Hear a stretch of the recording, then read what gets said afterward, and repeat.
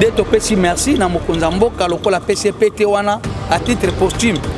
Bokonzi ezakata ko ba honorer yo. To sepeli nango mingi topesi mokonza mboka merci de l'avoir élevé au grade ya premier président ya cour d'appel.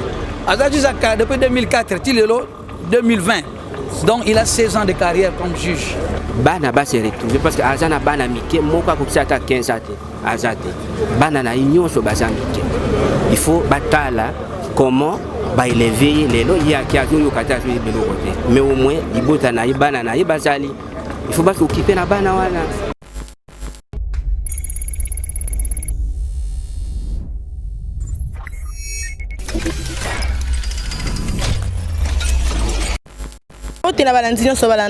TV de partout dans le monde, bipa yo vraiment besoin kabiso na kata émission na éco-politique lelo éco-politique qui n'a parlé de la justice bipa yo pi ba obsèque ya mwana mboka le juge Raphaël Liani o ebele to yeba ki na kati ya procès ya programme ya 100 jours ya mwana mboka Vital Kamerhe. Vous le savez que mwana mboka azala ki bongo bon soi-disant assassiné babomaki tozo ebate liwa mais comme la ki e mokolo ya nuit ya le 26 na le 27 ndenge binomoko boyebi makambo eleka ki ebele ya il fallait que ba enquête esalema pona liwa na ye. Vraiment, famille n'est pas satisfaite pour tout ce qui s'était passé par rapport avec Liwa Kaka et Papa Naba. On demande vraiment tant et qui pour n'a été Liwa Naye, to ba obsèque na ezala bongo organisé. Ndenge le chef de l'État Félix Tshisekedi azala kabongo mutumoko yamalamu, il a admis à ce que les loyo azala bongo élevé na titre posthume. Ndenge ba TV comme ils azala toujours prête pour na copier sabino ba actualité politique ya mboka na biso. To ya ki pe sur terrain pour vous donner kaka ba image oyo ndenge ba obsèque ezako s'est déroulé la journée à l'élo ensemble de Naïba TV Tolanda Toeba Oignon so eko s'est passé lors ya obsèque oyo. Juge mon côté le kola ba juge nyonso na fini ba juge te ba juge nyonso ba sengé na respect. Congo ezana ba juge mayele ebele. Kasi juge ya nazali moko pena oya ba mayele. Abandi musala na l'an 2000 astala ki concours azwaki époque moins comme le bakota ki na musée Laurent. Astala concours ba magistrat alongaki peto kendeki na mutation na tchela. Tobandaki musala na parquet grande instance ya tchela de 2000 à 2004 ye batindi na bunya lokola juge. Azaki Zaka depuis 2004 tilelo 2020. Donc il a 16 ans de carrière comme juge. Akena TGI bunya tant wana mobula na bunya wana. Asai na bunya ti je crois ba 6 ans. 2010 2009 azana TGI Gombe. Azaba na moko ya ba doyen ya TGI Gombe. Donc c'est un garçon, c'est un chef. Yamayele, ce que tu as musala oya komi, autant que jugement yani undimi. Et puis caractère nae, à cause de Kapambate, Azamuta c'est un garçon discipliné. C'est un magistrat modèle. Dès to pesi merci na mokonza mboka lokola PCPT wana à titre posthume. Bokonzi ezakata ko ba honorer yo. To sepeli nango mingi to pesi mokonza mboka merci de l'avoir élevé au grade ya premier président ya cour d'appel. Mais to Mbappé que to wuti ko perdre moko pena ba juge ya mayele kasi eza mokano ya Nzambe ape mana boboto. Merci. Bonjour madame. Pourquoi se présenter na micro na biso ba soki ozana? Kombolanga maître Ferdinand Jamba naza avocat. Oui, tomonio aoye ko assister na obsèque ya mwana mboka juge ya ni oto yebaki mingi na programme ya procès ya programme à 100 jours. Pensez nini oyo garder na juge ya ni de son vivant peut-être ce ko yebaki oyo ko garder par si. Premièrement, il fit mon grand frère. Les gens qui étudiant à Inikin, stage na ya liboso na G3 na sala epanaye. Toujours ngana ba pourquoi mbongo pesa transport sala boye. En réalité, c'est un homme intègre. Yende aza sacrifice ya liboso ya état de droit na mboka oyo. Na mboka oyo lelo mutu akoloba makambo ya état de droit sans pour autant à la allusion d'un juge a payé le prix pour rien. Parce que les dinosaures, les corrupteurs, bango, baboyi, justice et ça la musala nango. Yango moni lelo, balingi, batia justice congolaise na kao. Mais, biso bao totikali, na ba juge, na ba avocat. Nyoso totikali, tuko combattre, tuko landa, bitumba oyo ya tikeli biso. Bitumba oyo ya tikeli biso, tuko kufa arme à la main. tokotika te parce que étant des droits netombolaka mboka.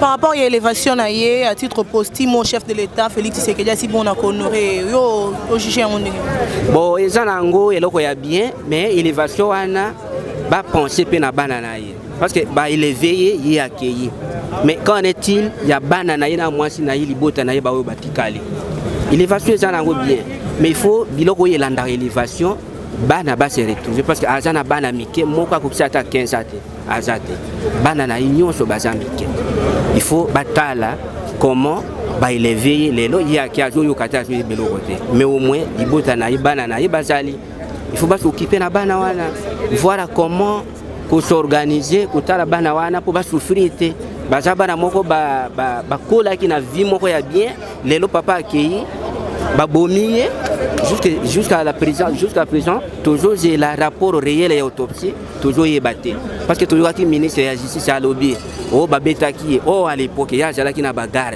c'est que bagarre de la République ndi babetaki ba policier wana donc ça revient à l'État de prendre sa charge en tout état de cause. Merci. Je vous en prie. Pourquoi il s'est présenté la micro na biso ba basozana nga naza avocat kombo na ngai maître Dominique Ouemo naza avocat. Voilà maître Dominique Ouemo lelo to assisté na obsèque ya Chijiani o ipazaki moko ya bandeko na bino na kati ya mibeko ya mboka na biso pensez nini yo ko garder par rapport ya Chijiani eza pasi mingi je crois na koloba en deux temps ya liboso lokola kulutu oyo akei bo oyo ezo intéressé au makasi lokola juge azaki juge moko malamu juge moko intègre juge moko très compétent oyo bato nyonso bayebaki bamonaki pour la première fois na procès ya 100 jours alors que biso to plaidaka mingi na ba chambre na ye toyebi intégrité na ye d'où bomonaki même ampleur ya lelo bato ebele jusqu'à ce que chef de l'État même a se déplacé pour koyeba mutu nini biso to perdre na kati ya structure ou bien na kati ya corps judiciaire na sens wana. Merci. Merci beaucoup. Quelle lecture faites-vous des circonstances dans lesquelles on a vécu la disparition de ces faux juges? Écoutez, ce sont des circonstances qui ont marqué l'opinion ou la population congolaise. Nous sommes ici en délégation de la société civile RDC.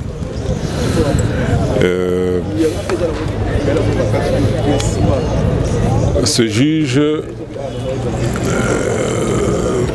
dont nous avions réclamé l'élévation au rang de héros national en reconnaissance au travail fait est mort dans des conditions que tous nous connaissons. On élucidait encore aujourd'hui parce qu'il y a encore des zones d'ombre, mais il est mort au fond de la vérité. Il est mort parce qu'il était au travail, en train d'éclairer l'opinion, parce que la justice s'est dit au nom de nous, la population, qui sommes souverains primaires. Et c'est un héros, pour nous c'est un héros, et nous sommes venus lui rendre hommage. Nous sommes venus surtout honorer sa mémoire, parce que s'il n'avait pas exécuté cette mission, combien périlleuse, il serait en vie. Et étant donné qu'aujourd'hui le pays tel que vous connaissez, nous avons un pays très riche, mais dont la richesse est spoliée par la plupart des Congolais qui sont aux commandes des institutions publiques et qui confondent les caisses de l'État avec leurs propres poches. Et la justice est là pour rétablir l'État dans ses droits, les citoyens dans leurs droits. Mais malheureusement, il y a des structures qui fonctionnent comme la mafia et qui ont cherché à intimider non seulement ce juge qui est mort, mais tous les autres juges. C'est une façon de leur dire qu'écoutez, si vous essayez de mettre vos doigts ou votre doigt dans nos plats, alors vous risquez d'encourir. Et pour nous, ce juge, c'est un modèle, parce qu'il a tenu bon jusqu'à la fin. Nous l'avons vu quelques heures avant sa mort et avant son exécution. Il tenait bon, il était en forme, il disait le droit correctement. Et c'est aussi un motif de satisfaction pour dire qu'au Congo, nous avons besoin des hommes intègres, nous avons besoin des gens sérieux qui mériteront notre patrie. C'est pourquoi nous sommes là pour honorer sa mémoire, pour aussi dire à ceux qui restent qu'écoutez, si vous faites bien le travail, alors vous aurez la reconnaissance de toute notre population. Et votre point de vue par rapport à la réforme de la justice congolaise au regard de loi Minako Sakata fortement contestée? Non, là nous étions prononcés sans embâche. Rappelez-vous que le 26 juin dernier, nous avions tenu un point de presse au complexe Dr Chaoumba où nous avions lancé un ultimatum adressé au bureau de l'Assemblée nationale lui demandant de retirer ces propositions de loi-là au plus tard le 29 juin à minuit et que le 30 juin, nous devrions investir le palais du peuple. Oui, il y a eu cette pression. Vous avez vu combien et comment le palais du peuple fut isolé complètement par une très forte présence militaire, policière. Et aujourd'hui, ces lois ont été retirées furtivement parce qu'on nous a parlé du report vers le mois de septembre. Mais là, nous disons que la pression reste maintenue. Pourquoi? Parce que ce bureau de l'Assemblée nationale ne joue pas le rôle qu'il devait jouer. Les députés qui sont là ne reflètent plus notre volonté et c'est pourquoi la société civile est en train de récolter des signatures à travers une pétition qui réclame justement la dissolution de cette assemblée. Nous serons avec vous, nous serons sur terrain. Vous allez voir comment le peuple congolais qui ne se reconnaît plus dans cette assemblée nationale est en train de signer massivement cette pétition pour que le président de la République, qui est le garant du bon fonctionnement des institutions, bon fonctionnement voudrait dire que les institutions doivent se rapporter à la volonté réelle du souverain primaire. Et il va prendre ses responsabilités. Et votre réaction par rapport à la restructuration de l'armée aussi, par rapport aussi au changement à l'appareil judiciaire? Vous savez bien que pour ce qui concerne l'armée, déjà le 28 février de 2019, un mois et demi après l'entrée du président actuel en fonction, nous avions tenu un atelier au centre Carter où nous avions parlé de la réconciliation et de la réforme de l'armée. Et les résolutions ont été déposées au cabinet du président de la République. Et aujourd'hui, ce problème est resté entier. On sait que chaque jour, il y a des gens qui meurent à l'Est là-bas. Et nous nous demandons, ça c'est quel type de conflit qui ne finit pas, où les gens meurent mais on ne connaît pas qui les tue. Et ça nous préoccupe. Et avec la grande réforme qui vient d'être opérée au sein de l'armée, nous pensons que c'est une façon de changer un peu des cartes sur terrain, de changer aussi des stratégies et nous pensons qu'il y a une nouvelle intelligence qui va se mettre en place avec de nouvelles stratégies pour garantir la sécurité à nos frontières et pourquoi pas à l'intérieur du pays. Pour ce qui concerne la justice, nous pensons que c'est à travers une réforme où on place les hommes qu'il faut là où il faut, que la justice pourrait se relever, étant donné que la justice élève la nation, et notre nation également pourrait se relever. Un mot à l'égala, Christopher Ngoy, Koutia wana Ebembe. Là, on a des délégation mobimba justice civile RDC, pembe nangai secrétaire permanent, na membre ya coordination tozali awa pona ko lakisa pe kotombela muwei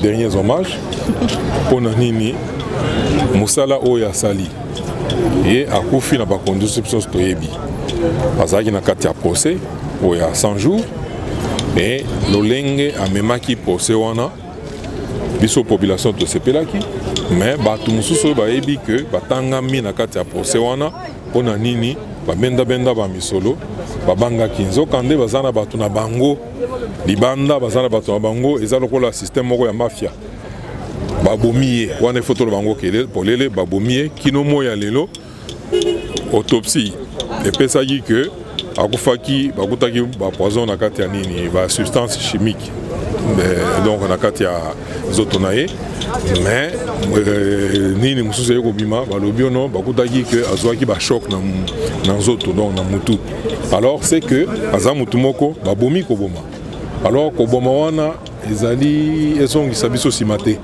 Pourquoi? Parce que les autres qui mutu soki atelemi asali musala ya kitoko bato basepeli nango.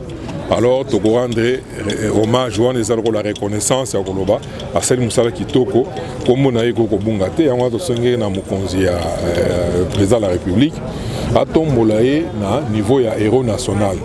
Pe asela yiko sala yango. Les loyo, ba tombole même na kati ya misala yango ya ba juge, ba tombole pe disusu. Donc, ils allaient se momingi, attaque on est koufi, mais ils appellent l'emboton de Kissa, na ba juge ba tikali, pour ça musala malamu, ba vous appelle na soutien, pour reconnaissance de la population, pour justice, ba ça quand on a combo et la population.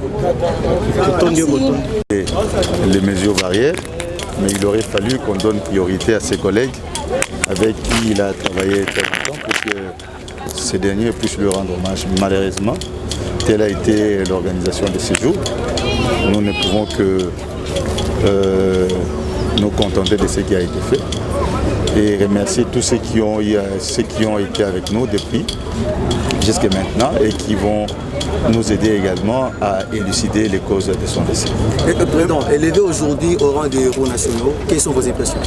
C'est pourquoi j'ai dit que je suis de ceux-là qui pensent qu'il est mieux d'honorer les gens lorsqu'ils sont vivants et non lorsqu'ils sont morts. Et les combats que nous devons faire, c'est celui-là. Pendant que nous sommes en vie, nous devons être honorés et honorer ceux qui travaillent pour que ce qui sera fait après eux ne soit qu'un gain pour ceux qui restent. Mais lui, de son vivant, aurait aimé certainement se voir honoré. Monsieur le Président, le même message en Canada. Bon, Léo dit Naroloba que les amis Mokolo Mobo et Torobo Sanate, Mokolo Tomemi, Ndegonabiso, na Lilita, Nesika Nae Asuka, ils allaient passer, mais Nzambe a décidé autrement. Mais la seule façon à Bisso de rendre mémoire Naye Kimia, ils allaient être Toluka na Bisso Bao de Tikali pour élucider les circonstances et à Koufanaye. Par rapport et le dit que à Koufi n'a mort naturalité, il faut que justice lui soit rendue. Non seulement à Yé, mais à tous les autres magistrats. Il y a qui pour rendre Yé le dernier hommage, mais tout le monde est dans l'organisation. Je peux s'améliorer par magistrat. Je peux honorer puisque la mesure est vraiment qui s'allie qui va magistrat est belé. Donc, pour ce pays qui est Sima, va sa priorité dans la magistrat.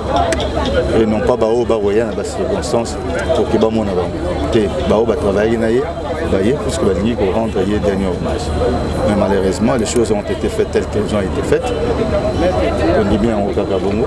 Donc, pour le reste, pour ce pays aussi, Nandenge va élever à titre posthume, mais il y a malheureusement aussi les barabatou pendant qu'ils sont encore en vie. C'est plus que c'est pendant qu'on est en vie qu'on voudrait que reconnaître le mérite à Batou. Et à la tête que nous avons confiné non. Les combats que nous menons pour que du vivant, les gens vont reconnaître ce qu'ils sont en train de faire comme travail, ça va encourager les autres. Puisqu'à Kofi a évité qu'il va rendre hommage, mais s'il était vivant, je crois que ça va encourager encore davantage. Merci.